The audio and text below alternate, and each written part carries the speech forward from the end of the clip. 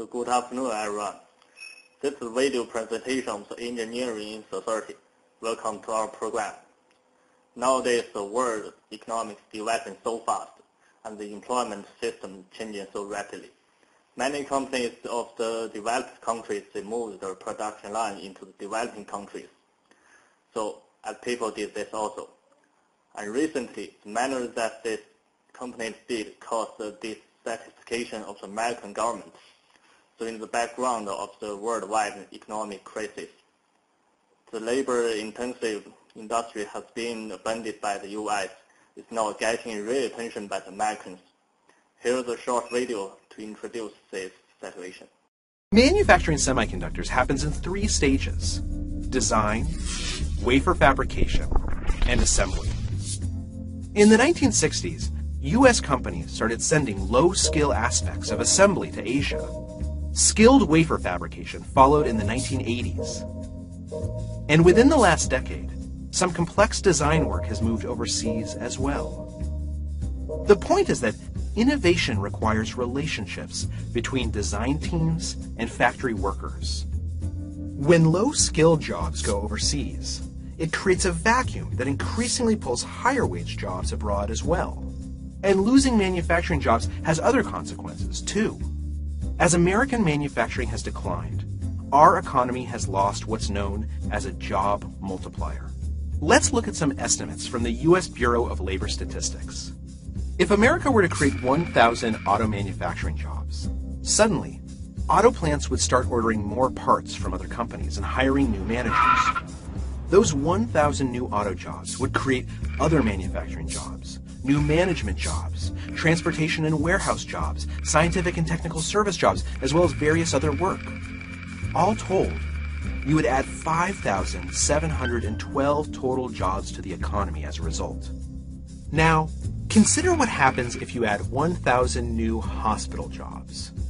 More nurses, for instance, means you create other healthcare jobs, like nurse assistants and lab techs. You create other scientific and technical service jobs, and various other positions, but only for a total of about 1,700 jobs. This effect shows up in the American economy right now.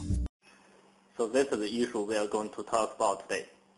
Here we are connecting to Professor Zhou Shima, an economics specialist from Duke University, USA, who has did a long-term research in the worldwide economic area. Hello, Professor Zhou Shima. Can you talk about this, what this did to the developed countries if we move the production back there? Hello, conference. Well, in my opinion, with the production line to the United States, it will bring some positive and negative influence to end the jobs that directly impact, in case the pressure of employment, thereby some the economic and development of surrounding. For example, Apple sold 93 million iPhones last year and 40 million iPads, and the only reason they didn't sell more is because the current product makes them fast enough. The demand has raised uncomfortable questions about how these products are made and how the people that make them are treated by Bill Gates. So from the above example, we can see that if increase the jobs, it will be greatly in case the shortage of this formula. On the other hand, it will also be promote the growth and the development. It's like a double engaged thought. Also have a negative impact.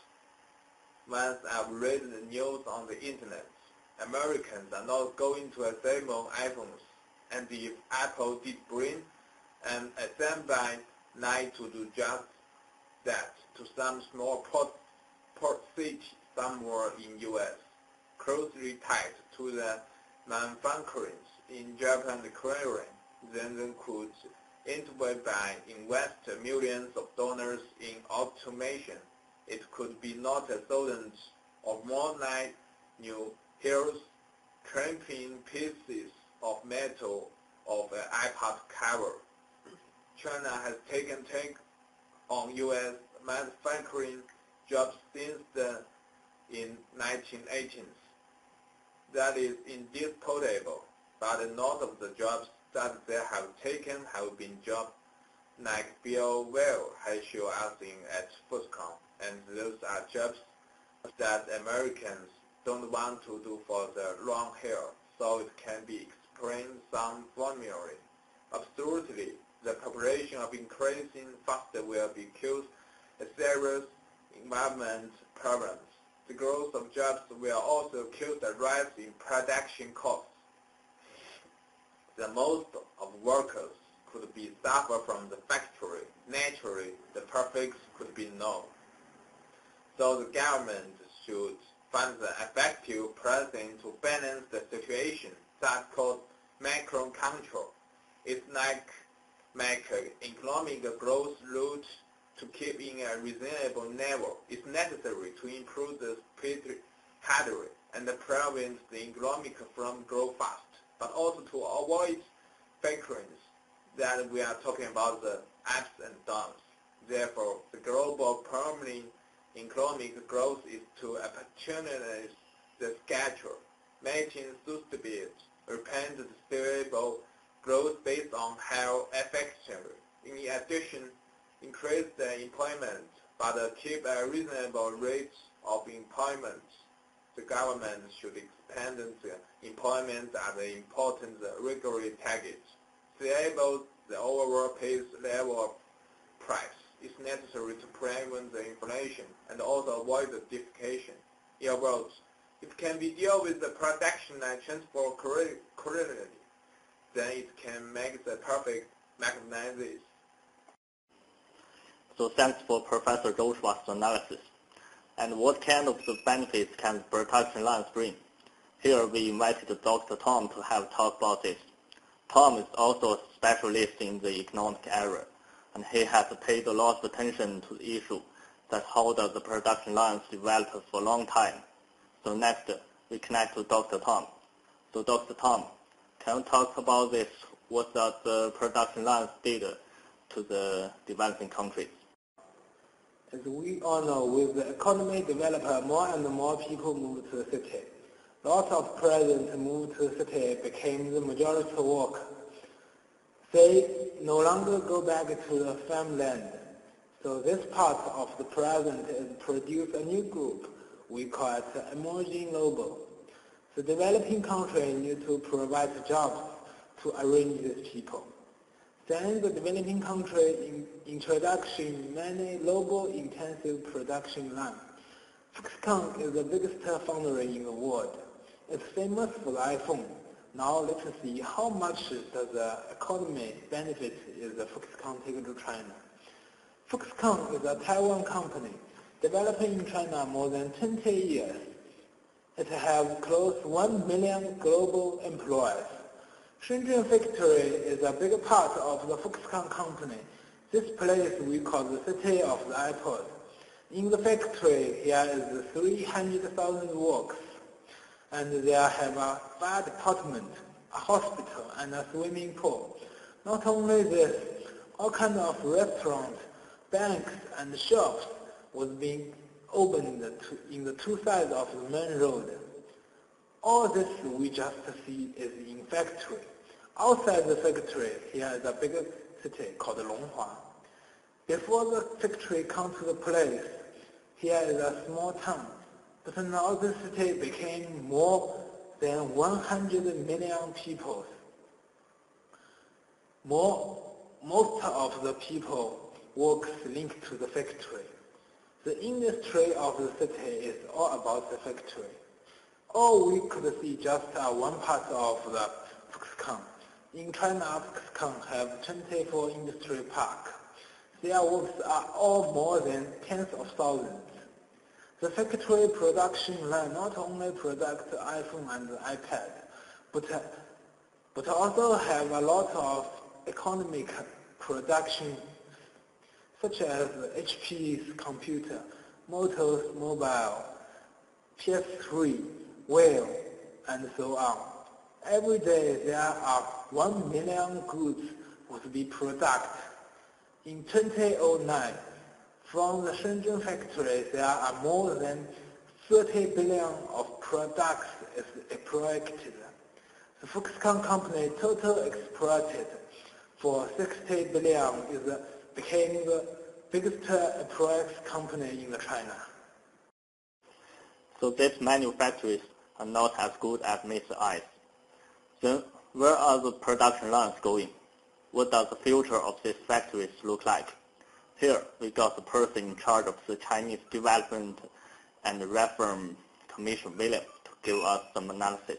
So, William.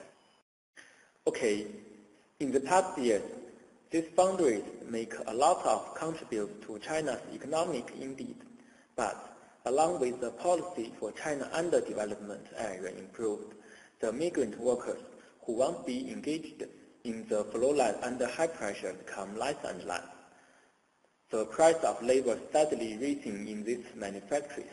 The dominance of these foundries are losing. On the other hand, the government wants to improve our industry structure. The low-tech industry like assembly manufacturers lose prop-up from government. A lot of small drug companies has already been washed out during economic crisis. To keep China fast developing, we need to make the transition to high-tech industry and develop our upper industry companies. A good example is Huawei. This company has 100,000 employees, over 46% who are engaged in research and development. Now Huawei is number 2 largest supplier in mobile telecommunication industry and number 6 mobile phone maker in the world. In 2010, Huawei created sales of $28 billion. This kind of company are the revenues the future of China's development. So, if China, which country has the title of manufacturer in the world, does not make products, then who else will charge this? In the short midterm, this foundry will still in China and play big roles, but it nearly reached their limit. In the long-term forecast, these foundries will move to other countries who have more migrant workers like India. So through the three-guest analysis, we can see that the manufacturing lines are bringing a large number of job opportunities, but they are not suited for returning to developed countries actually. This issue is still worth a consideration. So thanks for the three guests talking, and thanks for your attention. See you.